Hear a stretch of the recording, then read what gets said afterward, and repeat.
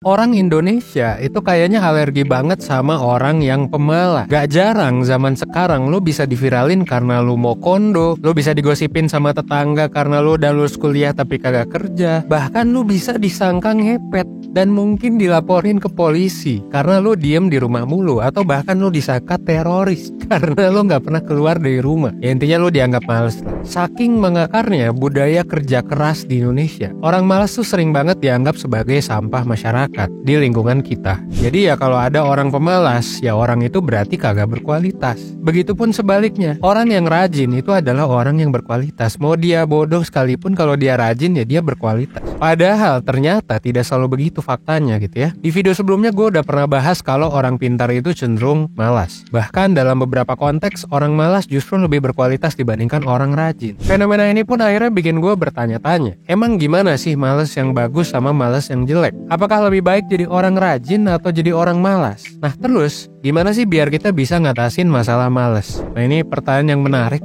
ya. So stay tune sampai habis biar lo bisa dapat keseluruhan insight-nya.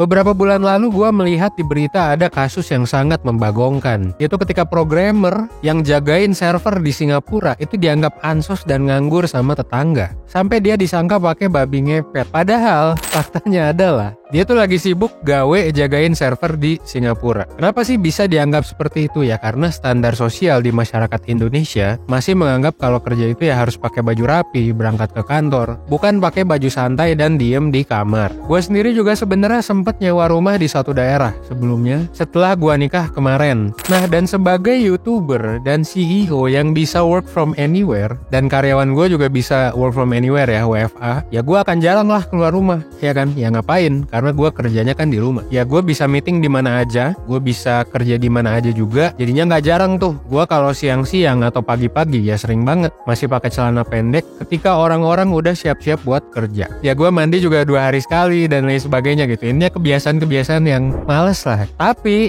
ya tetangga gue pasti ngeliat lah, tiap hari gue bisa pesen GoFood gitu ya. Siang-siang gue kadang ke mall, ke cafe gitu ya. Dan berbagai kebiasaan yang tidak lazim dilakukan oleh seorang pekerja. Sampai-sampai pas pagi-pagi gitu ya, gue denger perbincangan ibu-ibu tetangga gue, salah satu tetangga yang lagi beli sayur. Dia ngomong gitu bahwa gue dan istri itu gak pernah interaksi sama tetangga. Dan bahwa keluarga gue tuh aneh gitu, gue tuh pengangguran gitu. Padahal faktanya ya gue gak pernah ketemu dia aja. Emang kebiasaan kita beda aja. Dan sama tetangga lain sih gue interaksi aja gitu ya. Tapi ya namanya juga ibu-ibu gitu kan. Nah salah satu alasan kenapa stereotip kayak gini tuh masih ada ya, karena sebagian masyarakat kita masih terjebak di ya pola pikir biner gitu kan, yang anggap kalau dunia itu hanya hitam dan putih. Ibaratnya kayak kalau rajin ya sama dengan pinter dan sukses, kalau misalnya males ya bodoh gitu. Padahal kan faktanya gak selalu kayak gitu. Jadi gue ketika ngelihat komentar di video kemarin yang gue bilang bahwa orang malas tuh cenderung lebih sukses daripada orang rajin, ketika gue ngelihat komennya, gue nggak setuju juga kalau malas itu selalu dianggap sebagai hal positif. Nyatanya ya nggak juga. Ada juga orang malas yang ya kagak jelas juga gitu ya. Dan akhirnya gue menemukan alasan kenapa orang malas. Dan malas yang gagal tuh sebenarnya bedanya kayak gimana sih sama malas yang berhasil.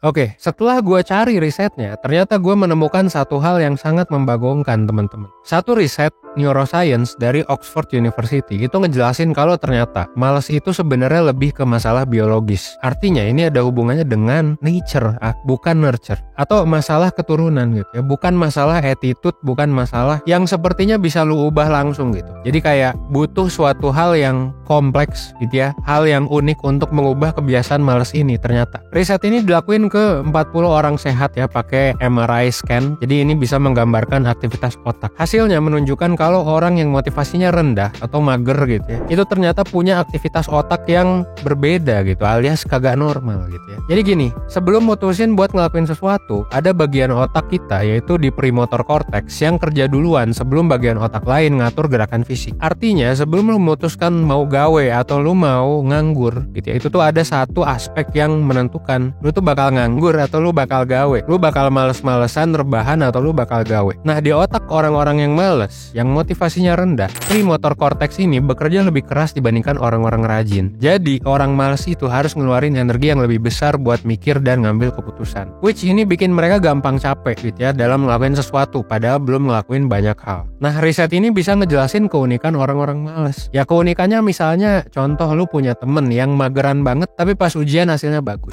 Ya bisa jadi karena ini bukan karena attitude-nya yang jelek, karena otak mereka harus bekerja lebih keras. Dan kebetulan si orang malas ini otaknya bekerja lebih keras ketika ujian. Itu buat orang malas yang pinter gitu ya. Jadinya aktivitas yang dipilih adalah aktivitas yang efisien. Tapi bukan berarti wajar gitu ya jadi orang yang malas. Karena misalnya gue bilang, wah bang, kan lu sendiri bilang bahwa orang malas lebih pintar, seperti di video sebelumnya. Oke, jadi apakah benar orang pintar itu cenderung malas? Dan apakah malas adalah karakteristik orang pintar? Jawabannya adalah bisa jadi.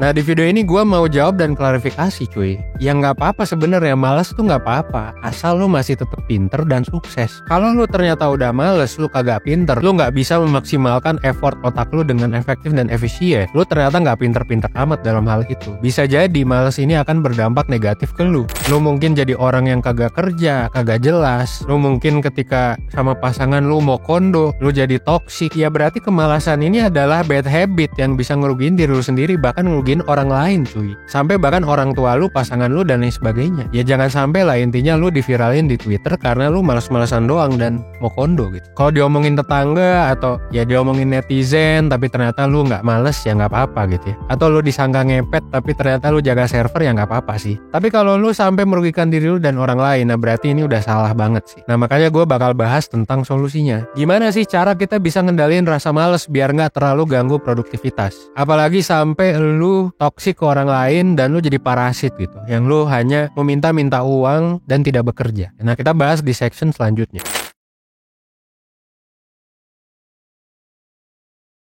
Nah, solusi dari malas itu sebenarnya nggak sesimpel kayak solusi lapar ya, teman-teman ya. Yang dimana kalau kita lapar kan tinggal makan. Masalah malas tuh jauh lebih kompleks daripada itu. Bahkan sampai melibatkan banyak aspek. Yang tadi gue bilang, karena ini masalahnya udah bukan cuma attitude doang, tapi juga bisa jadi biologis, bisa jadi juga aspek keturunan ada di sana. Jadi ini perlu ditangani dengan lebih menarik lah gitu, lebih unik. Nah, dari riset yang gue baca, malas itu kan karena rendahnya motivasi ya. Tuh, ini alasan terbesarnya. Kenapa sih motivasi bisa rendah? Well, ada banyak alasan. Tadi kan gue bilang karena otak, terus juga ada juga faktor attitude, ada juga faktor apa. Nah, tapi kalau yang gue lihat, kita tuh sekarang di zaman ini, di zaman modern ini, kita udah terbiasa dengan aktivitas-aktivitas tertentu yang bisa menghasilkan motivasi yang rendah, tapi dopamin yang instan. Artinya, lu sekarang dibandingkan zaman dulu, lu sekarang mau rebahan sambil lu misalnya main sosmed, nonton film, nonton porno, duduk terus, main game dan lain sebagainya, itu tuh bisa menghasilkan dopamin instan yang bikin lu jadi mager ngelakuin hal lain, terutama hal yang produktif gitu ya. Sebenarnya nggak ada yang salah sih dengan aktivitas barusan. Ya kalau lu sosmed spesialis, lu main sosmed nggak salah dong. Orang yang kritik film, nonton film juga nggak salah. Nonton porno gue udah sempat bahas gitu ya di yang gue ngebahas soal industri pornografi di video sebelumnya. Duduk terus juga, ya emang kerja sekarang, zaman sekarang tuh harus duduk terus. Nah ini memang nggak ada yang salah dengan semua hal yang tadi. Tapi kalau kebanyakan, ya ini akan mengurangi motivasi lu dan akhirnya lu jadi mager ngapa-ngapain, termasuk mager untuk ngelakuin aktivitas yang produktif tapi berat buat dilakuin karena nggak ada dopamin instannya gitu. Nah dan dampaknya bukan cuma ke mental cuy, tapi juga ke fisik gitu ya. Ini yang gua rasain juga nih, jujur ya. Bukan cuma lu mager gitu ya, di otak lu tuh lu mager, tapi secara fisik juga lu jadi fuck up gitu. Bisa jadi berat badan lu nggak ideal gitu ya. Gue juga sama, jujur sampai sekarang gue juga masih kesulitan untuk punya berat badan yang ideal, dan ini juga terjadi pada ya teman-teman gue juga. Dan akhirnya kita ya makin ngerasa bersalah karena pertama kita malas, karena kita nggak kerja, terus karena yang ketiga badan kita juga buruk gitu ya. Dan ini bisa ngaruh ke banyak hal sampai hidup kita ya jadi fuck up sepenuhnya ya. Jangan sampai lingkaran setan ini kejadian terus. That's why gue mau ngasih satu cara terbaik buat ngatasin mager ya. Gue mau ngasih lu challenge ya yang bisa lu lakuin juga dalam 7 hari nih, biar lu gak jadi makin males, biar badan lu jadi makin bagus, biar lu bisa dapat dopamin yang lebih sehat lah. Jadi nanti lu bisa termotivasi untuk beraktivitas. Nah di challenge ini gue udah ngajak temen gue gitu ya dari channel YouTube lain juga yang udah ngelakuin challenge ini, dan gue juga sudah melakukan challenge ini, dan jujur energi level gue jadi naik sampai akhirnya 7 harian ini juga gue rutin ngelakuin kebiasaan baik, termasuk di dalamnya adalah olahraga. Oke, stay tune ya.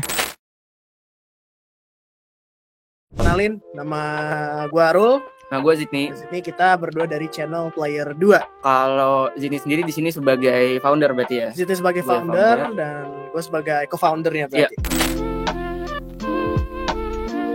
Oke, jadi Player 2 itu kita bikin, kalau misalkan di luar negeri mungkin kita dikenalnya sebagai editorial content creator ya. Editorial content Iya. creator. Betul. Jadi kalau misalkan mau singkatnya sebenarnya kita ini channel media game. Yap. Jadi kita ngebahas game, diskusi game, review game, first impression, preview, juga ngebahas tentang hardware game juga. Yang mostly kita sekarang lagi fokusnya sebenarnya ke Nintendo Switch ya. Betul Nintendo sekali. Switch. Jadi kita di sini ngebahas tentang game, main game juga kita di sini ada. Ada. Live stream juga ada. Jadi kita beda bukan sebagai YouTuber gameplay lah ya. Iya. Istilahnya kalau di Indonesia mungkin dikenalnya kita sebagai YouTuber gameplay, tapi kita beda gitu. Kita media game. Kalau misalkan di luar mungkin bisa kalian takarinnya mungkin ke IGN tapi terlalu Ketinggian. tinggi. Cuman kita memang sedang menuju ke situ.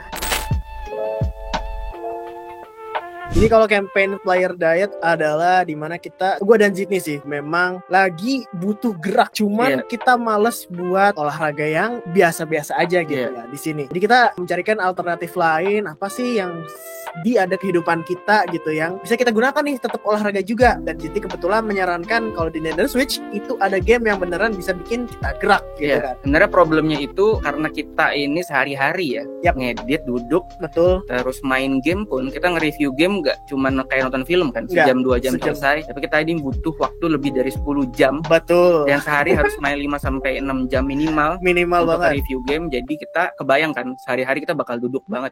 Iya. Dan dari situ kita butuh gerak. Udah kita coba ya olahraga kayak jogging, tapi kita males keluar ya kan. Terus udah dicoba bulu tangkis tapi kita males keluar duit, betul. Dan kita juga udah coba workout tapi jadinya malah stres karena repetitif kan? Gitu-gitu aja. Jadi kita butuh alternatif yang fun, dan inilah gue sarankan ke Arul. Gue pernah coba nih olahraga pakai Nintendo Switch dan ada beberapa game, banyak Nintendo Switch yang bisa kita pakai untuk kardio lah istilahnya, buat olahraga di rumah dan lebih fun jadinya seharusnya karena ini selaras juga dengan kita yang main game gitu ya. Oke, kita sehari-hari main game, olahraga juga kita pakai game deh. Yap. Itulah. Kalau misalkan challenge-nya sendiri, kita sebenarnya cobanya itu kita 7 hari dulu ya. Kita mau taunya itu lebih ke kita berdua bisa nggak konsisten 7 hari. Ya. Tentunya nggak fully 7 hari kita olahraga, ada rest-nya juga. Ada rest. Jadi bersih-bersih mungkin cuma 5 hari kita olahraga, dan kita mau tahu juga kita bisa nggak nih make Nintendo Switch ya. Kalau untuk proses pertama kita riset dulu gamenya yang kira-kira lah yang gampang, friendly lah. Betul, yang friendly juga. Pemula atau apa, dan kita ketemu lah fitness boxing. Terus akhirnya kita coba setup dan segala macamnya, dan ternyata bisa berdua juga gamenya. Dan dari situ kita mulai untuk ngeprogramnya. Di dalam game itu ada program apa ya, kayak kita bisa kardio, ngebentuk, bisa ngefokusin di suatu badan lah, di bagian tubuh, kayak misalkan mau biceps, mau core dan segala macamnya. Dan itu semua program-programnya udah kita susun semua di dalam gamenya. Even game yang nyusunin gitu kan sebetulnya. Game yang nyusunin fitness boxing. Jadi di hari pertama kita harus latihan apa untuk memulai, kedua, ketiga, keempat nanti tetap akan selalu menyesuaikan. Betul. Dan nggak cuman kita olahraganya aja, tapi kita juga ngatur pola makannya juga. Nggak ekstrim sih ya sampai kita nggak makan gitu, enggak. Pokoknya kita mencegah agar kita tidak kelaparan sebenarnya. Betul. Tapi masih dikontrol gitu kan. Ya, tapi yang kayak misalkan beli es krim atau gorengan gitu kan, macam itu udah dikurangin banget. Jadi ya mungkin hanya makan pagi, sarapan itu harus, terus makan siang secukupnya, dan makan malam pun kita masih ya, tapi secukupnya, nggak yang secukupnya juga banyak lah, dan mengurangi porsi nasinya juga. Nasinya betul, soalnya kardio itu adalah yang paling gedenya lah ya. Karbo. Kardio.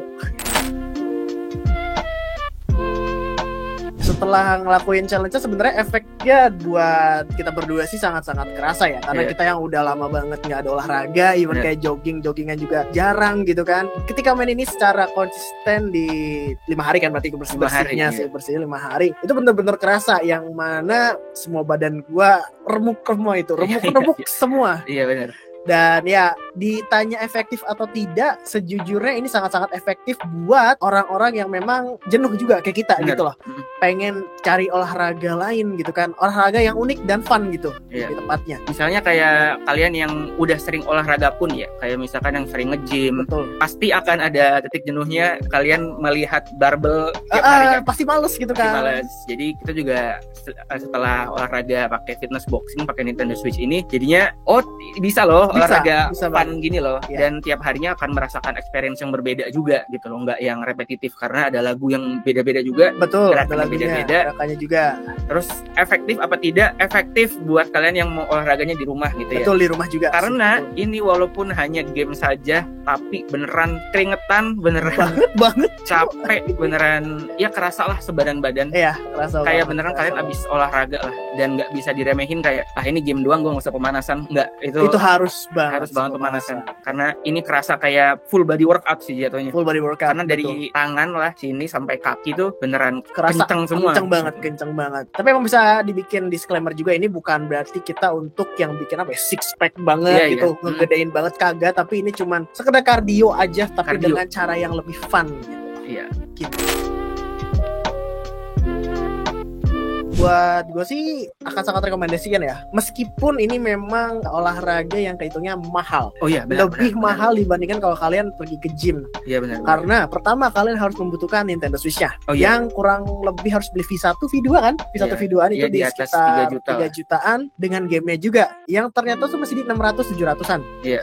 Itu cukup mahal untuk game lama sebetulnya. Benar, Di situ. benar. Itu. Tapi kalau memang kalian udah punya gitu ya Nintendo Switch-nya, dan juga tinggal beli game doang gitu kan, kalau tinggal beli game doang sih hitungnya murah. Itulah, gua sih rekomendasikan, siapa tahu kalian jenuh dengan kehidupan kalian gitu, pengen sesuatu yang baru, pengen olahraga yang baru juga, yang fun juga, dan ya supaya Nintendo Switch kalian tidak dipakai untuk hanya main game saja gitu. Iya, iya. Ada purpose ya. Jadi kalau dari gue sih, gue sangat rekomendasikan. Apalagi yang pengen kardioan doang. Iya benar. Kalau gue rekomendasinya lebih ke kalian yang nyari tadi ya alternatif gitu ya. Yap. Misalkan kalian ya tadi kalau nge-gym terus punya Nintendo Switch. Jadi ini bisa dijadiin apa ya? Side olahraga lah. Side olahraganya bisa kalian. olahraga. Ketika kalian beneran lagi malas keluar gitu, kalian jenuh untuk workout di rumah. Ini ada nih yang fun ya. Bisa kalian lakukan kayak ya seminggu 2 kali aja. Sisanya kalian isi dengan olahraga yang lain. Olahraga misalnya, lain, betul. dengan olahraga utama kalian. Ya itu bisa banget sih. Gue rekomendasikan. Tapi buat kalian yang mau menjadikan ini sebagai olahraga utama pun gak apa-apa. Gak masalah. Iya bisa juga, karena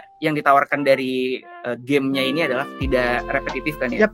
Ada lagu baru dan segala macamnya, jadi sangat-sangat recommended lah buat yang nyari alternatif olahraga di rumah. Betul sekali. Nah, jadi lo mungkin udah nonton ya barusan, makanya yang paling penting di sini supaya lo nggak males, lo coba gabungin tuh unsur yang fun dari aktivitas tertentu yang lo suka, misalnya main game dan lain sebagainya, ke aktivitas yang memang mau lo lakuin itu. Dan ini ternyata terbukti efektif dalam ngebangun habit atau gaya hidup sehat. Ya gue juga sekarang main game sambil treadmillan, terus meja juga gue pakai standing desk biar gue berdiri sambil kerja. Terus gue ke kantor juga sekarang jalan kaki gitu ya. Itu abis itu gue makan makanan favorit gue. Nah yang kayak gitu-gitu tuh, ini habit seperti ini gitu ya. Ini tuh bisa dibangun dari ya lu nambahin unsur fun, biar nanti dopamin lu nggak cuma lu dapet dari rebahan dari duduk, tapi juga dari beraktivitas gitu ya, biar lu nggak males gitu guys. Jadi intinya ya kurang lebih seperti itu.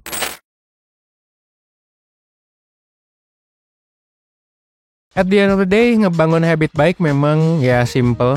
Tadi kan ternyata ya unik, tapi simple. Tapi yang simple lagi-lagi belum tentu gampang. That's why kalau ada cara fun buat ngebangun habit, gak ada salahnya buat dicoba gitu ya. Selama kagak ngerugiin diri sendiri dan orang lain, ya why not? Kalau misalnya lu pengen dapet info menarik lainnya tentang gimana cara ngebangun gaya hidup sehat dengan cara yang fun, dan lu mau dapet info juga soal gaming, dimana gue juga rutin ngeliat channel ini, lu bisa cek channel Player 2. Di sana lu bisa dapat info terkini lah tentang tech, gaming, tentang lifestyle. Dan seperti biasa, kalau lu ngerasa lu pengen ngembangin diri, lu juga bisa cek webinar-webinar dan kelas online dari 1%. Terutama kelas yang ngomongin soal malas gitu ya, soal gimana beraktivitas fisik dan lain sebagainya yang cocok sama lu bisa cek di 1%.net, cek webinarnya, cek kelas online-nya. Siapa tahu nanti lu bukan cuma jadi orang yang pinter, tapi lu juga rajin. Dan bukan cuma rajin aja, tapi juga pinter. Berlaku sebaliknya. Oke, that's all for now. Akhir kata, gue Evan dari 1%. Well, thanks.